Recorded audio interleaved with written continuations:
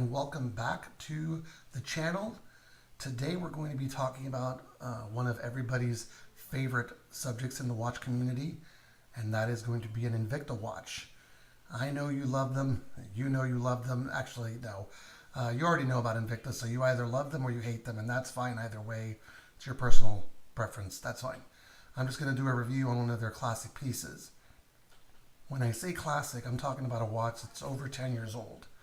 Now, this watch in particular first listed on Amazon back in 2005, so it has been quite a while, and that means it was probably even on Shop NBC before that. So it's not a vintage piece, but it is a classic. And I'm talking about the Invicta Grand Speedway 4223 in the two-tone execution, which I have right here. Now, what's the difference between a Grand Speedway and a regular Speedway? We'll talk about that in just a minute. First, I would say let's do a customary wrist shot, but I don't have any watches on today right now, which is weird. But let's just go over some of the basics of this watch. I have it on one of these pillows. Hold on. All right. So the first thing you notice is that it's a big watch. Some of the basics. Ready? 51 millimeters in diameter. It is a big boy. Okay, it is not small by any means. It's much bigger than any watch that I've had. So 51. The band 22 millimeters with the upgraded clasp, which is a nice touch to this one. No exhibition case because this is a Swiss quartz movement, and if I'm not mistaken, I believe this is a Swiss Ronda movement. So it does have the two-tone stainless steel case. It is about 15 millimeters thick. I'm almost positive on that. And it says it's water resistant to 660 feet. And I don't know if you see right away, but one of the cool things about this watch is the face. This is a different face. When they started bringing these out, the Speedway line, which is of course an homage to the Daytona of Rolex, they started bringing up this with the numbers as well as the red markers on the chronograph, the second hand, the 24-hour dial. Everything has the red on it, so it's a little bit extra special for that. So now, I'm going to give you a little bit of the history of this watch as far as it pertains to me. This is one of those watches that I talked about in my original Invicta Impressions video. I watched Shop NBC a lot back in the day, and I would love watching the show, and this came on as part of after they released their Invicta Speedway 2, and then they had this Grand Speedway. So I didn't remember that the Grand Speedway line was like the Grand Diver line. So it's much bigger than your standard Speedway, which is about 40 millimeters, which is the standard size of the Rolex Daytona. So that being said, recently I was out riding my motorcycle, having a conversation with God, and the next thing I know, I was at a pawn store on the beach. I walked in and they had a huge sale of Invicta watches, and I saw this.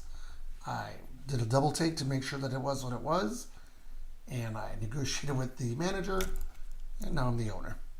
So that's a little bit of story of this one. It was one of those pieces that I always wanted, and you know, if you've seen a couple of my reviews, I'm not a very big watch person. I don't like those big watches, but this one called out to me, and I said I gotta have it. So now, let me put this here, and I'm going to bring out a regular Speedway from my collection so you can see the difference in size. And I think it's kind of obvious.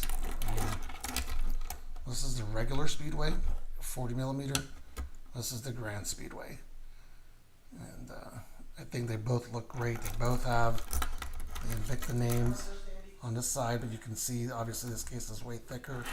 Has the upgraded clasp, as I said, but you can tell it's a bigger beast. So let me move that over here. Now, the alternative to this watch, because this is a Grand Diver, but they did also release a Speedway 2 in this execution of the two-tone with the black face and the numbers on there, and that was the model 3517. Now, it wasn't a 40 millimeter, it was 44 millimeters, so it was still bigger than the white Speedway, but not as big as this one. It didn't have that presence on your hand like this has. They're both very hard to find. Now, I say they're rare. You know, I mentioned this in my Invicta video before. when Invicta started switching to the big watches, something bigger than this, that's when they lost a lot of my interest because I wanted just a standard classic size. But this was one of those that I just knew I had to have, and I looked for it. I looked for it, and I looked for it, and it just happened to be there. And I said, you know what? All right, I'm going to do that. Again, that's my personal opinion. If you like the big Invicta watches, awesome. If you don't like Invicta at all, that's fine too. Now, I'm going to put this on my wrist so you guys can actually see what it looks like on my 8-inch wrist. And I did get it without any links when I purchased it, but it came with the box and the papers. So that's what it looks like on my wrist. I'll see if I can get a better shot of that for you. It does have the Flame Fusion crystal, but there's no AR coating, as you can see. There's it is what it is. But now it does wear very well. It's a big watch, I know, but I really, really like it. And of course, it does have the quartz movement. And as far as the pushers are concerned and the chronograph movement, the chronograph actually is the 9 o'clock dial. And you undo your pushers and you start. And your second hand starts moving, which is going to be the second hand right here. See it moving? And I'm just going to let it go all the way down to 30 before I reset it. Just a really nice execution, a really lovely watch. I mean, it's one of those pieces that a real collector of Invicta would want to have. So, all right, I'm going to stop it there for a minute and then reset it. Boom, just like that. And then you screw down your pushers.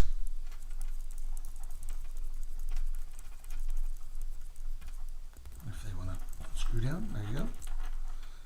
So, really, really just a great piece.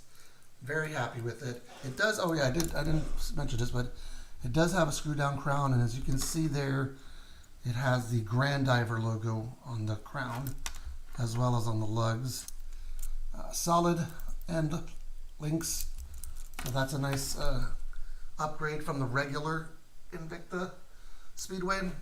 And again, this is a watch that's not for everybody. I never thought it was for me either. You know, it's like I said, much bigger than what I'm used to wearing, especially when you put it down next to a regular Invicta Speedway like mine, which is a 9211, and you're going to see the difference. You know, you're definitely going to see the difference. And this watch I'll do a review on later on, but this is the star of today's show. And so anyway, that's it. I hope you enjoyed the video. If you did, give it a like, subscribe, tell your friends about it. I'll be bringing you more content soon, and I just wanted to thank you for watching.